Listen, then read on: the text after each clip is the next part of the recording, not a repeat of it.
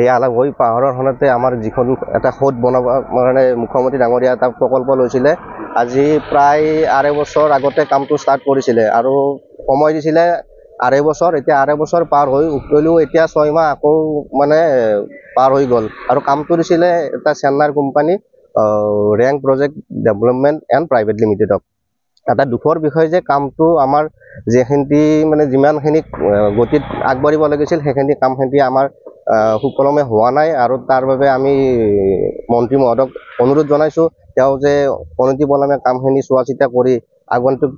যেখিনি কাম বাকী আছে সেইখিনি সুকলমে আগবঢ়াই লৈ যায়। কিমান শতাংশ কাম হোৱা বুলি এতিয়া আমাৰ দেখাত ডিষ্ট্ৰিক্টটো মোটামুটি 30% কাম হৈছে। কি কি নিৰ্মাণ হ'ব আচলতে ইয়াতে এখন হেংদাং হ'ব আৰু যিখিনি আমাৰ 10,000 সৈনিক শ্বহীদ হৈছিল তেওঁলোকৰ স্মৃতিত এখন মেমৰিয়েল পাৰ্ক হ'ব আৰু বাকীখিনি সংগ্ৰহালয় থাকিব আৰু